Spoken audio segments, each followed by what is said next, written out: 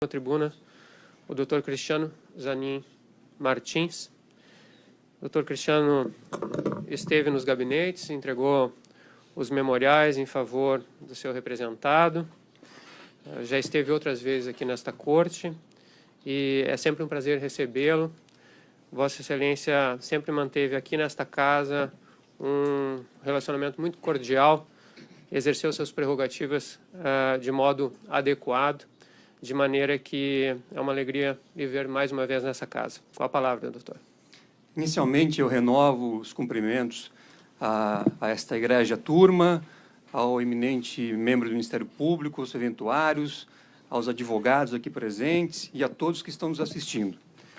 Eu não poderia, antes de tratar efetivamente das razões recursais, de deixar de fazer um registro em relação à introdução feita pelo Ministério Público nessa sessão.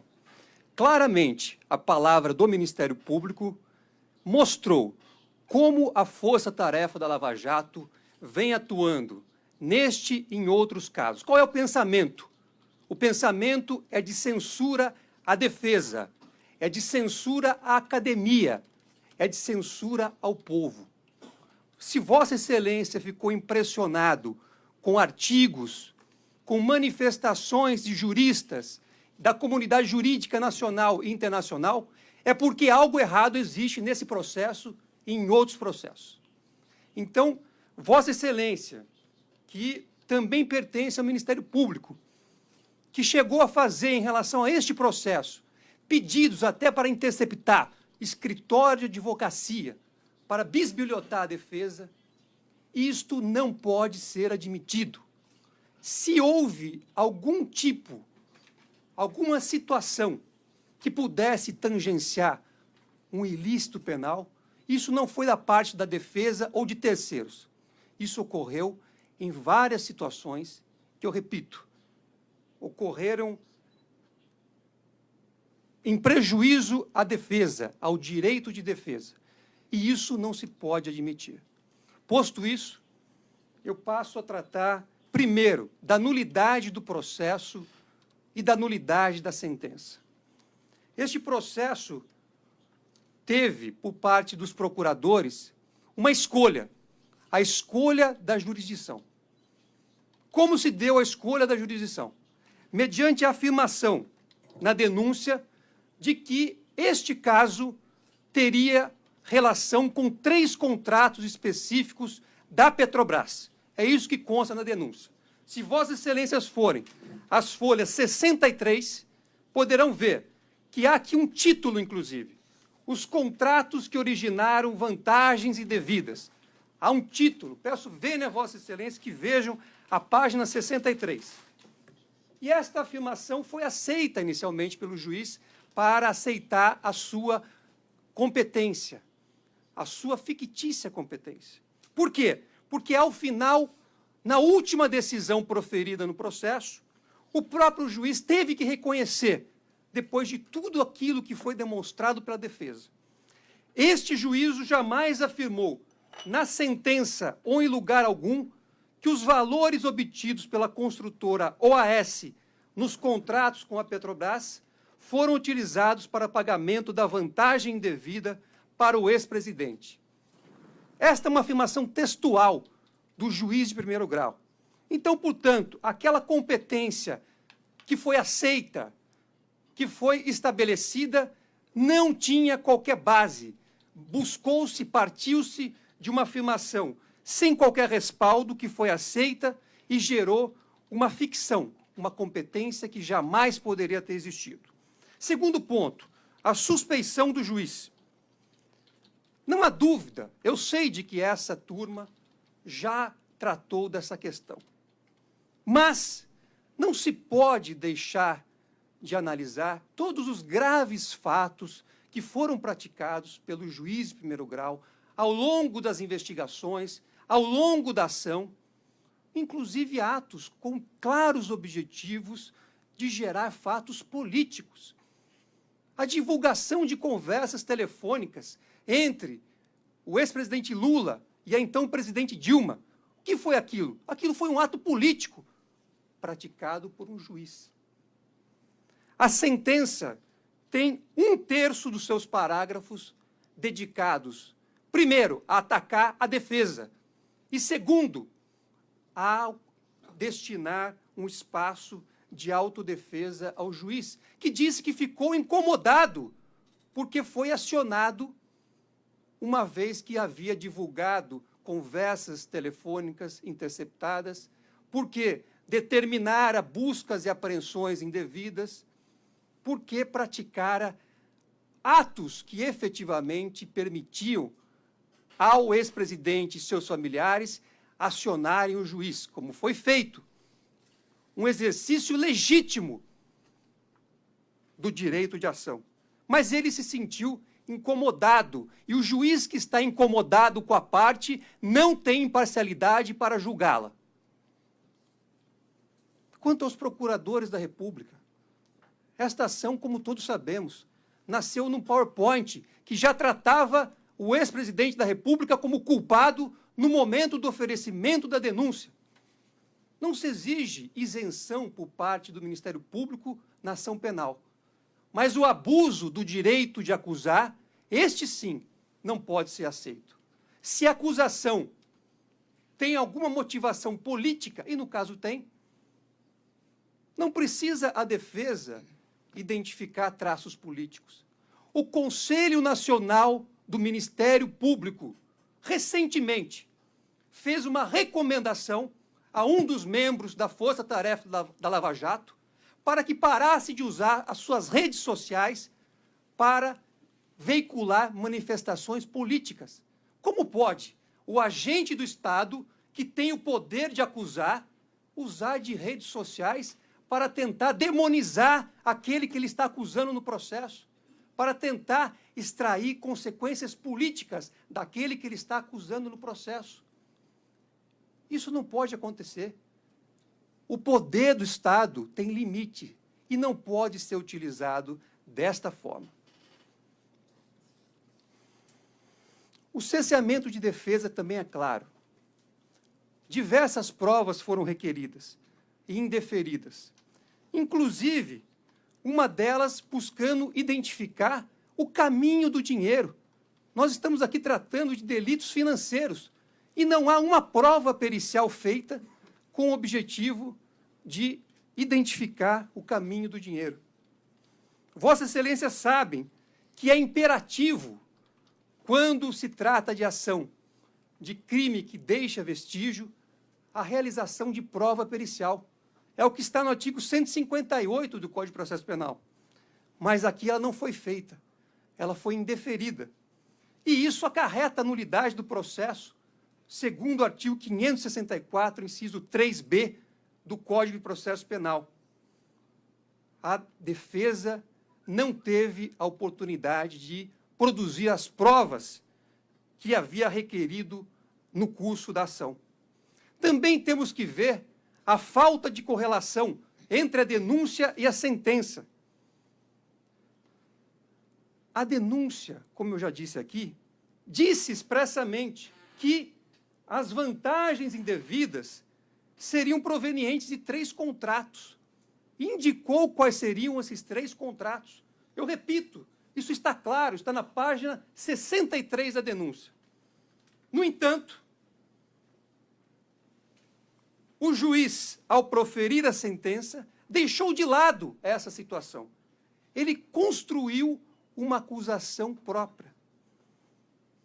Mesmo que, ao receber a denúncia, ele próprio tenha dito, no despacho do dia 28/9, provas têm um custo, e o objeto da denúncia é determinado, relativo a 3 contratos. Não só a denúncia apontou que o objeto da ação era relativo a 3 contratos, como o próprio juiz, ao receber a denúncia. No entanto, o que se vê na sentença? Uma completa distorção quanto à suposta origem da vantagem devida. Se Vossas Excelências olharem o parágrafo 858 da sentença, vejam, não importa que a conta geral de propinas tenha sido formada por créditos de acerto de corrupção em outros contratos do governo federal. Ora, os 3 contratos foram esquecidos. Criou-se aqui uma nova acusação. Também houve alteração da denúncia na sentença em relação à própria natureza da vantagem indevida. A denúncia dizia que o ex-presidente Lula teria recebido a propriedade do apartamento triplex. É o que consta na denúncia. No entanto, a sentença fala em atribuir o imóvel. O que significa atribuir o imóvel? Vossa Excelência são professores. Vossa Excelência sabem que não há na legislação brasileira nada que possa indicar o que significa atribuir. E mais do que isso, esta palavra não tem relação com o objeto da acusação. O réu, como é disso, se defende daquilo que consta na denúncia. O juiz não pode criar uma nova acusação só para condenar o réu, porque foi assim pré-estabelecido. Mas isto ocorreu. Em relação ao mérito propriamente dito, eu também registro que é preciso lembrar aqui do conceito de tipicidade. Para julgar esta ação, não é possível deixar de lado o conceito de tipicidade. Foi atribuído ao ex-presidente Lula a prática do crime de corrupção passiva. O que significa isso de acordo com a lei? Significa que um funcionário público, usando da sua função, praticando ou deixando de praticar atos de ofício, recebeu uma vantagem indevida. É necessário haver a prova, a demonstração do nexo entre a função pública e o recebimento de suposta vantagem indevida. Só que isso jamais ocorreu.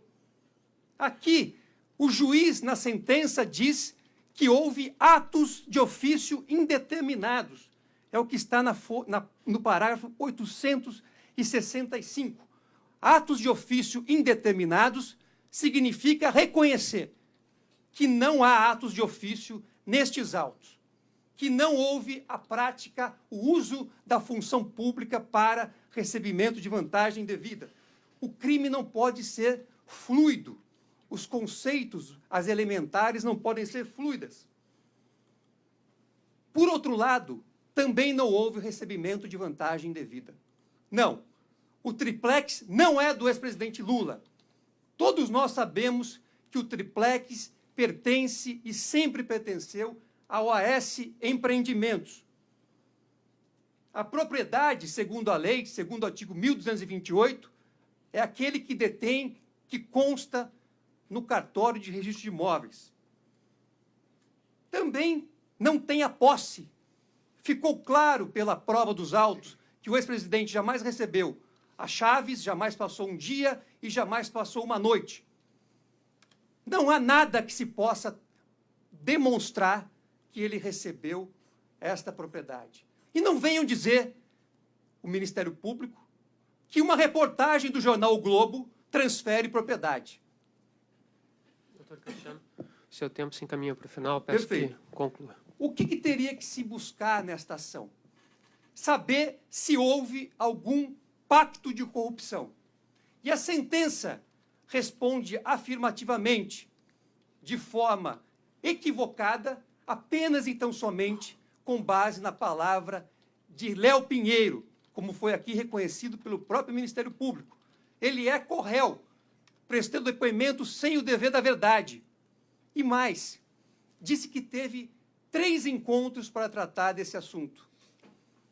E nos 3 encontros se fazia presente uma pessoa. Essa pessoa era João Vacari. No entanto, o Ministério Público preferiu ter o depoimento de Léo Pinheiro como suficiente para embasar a sua hipótese acusatória. Não diligenciou para buscar a verdade, não chamou aquela pessoa que estava supostamente nas conversas. Deixou de chamar o João Vacari para depor, porque tinha a mercadoria, tinha aquilo que havia e estava sendo negociado numa delação premiada que foi reconhecida, uma negociação reconhecida em audiência.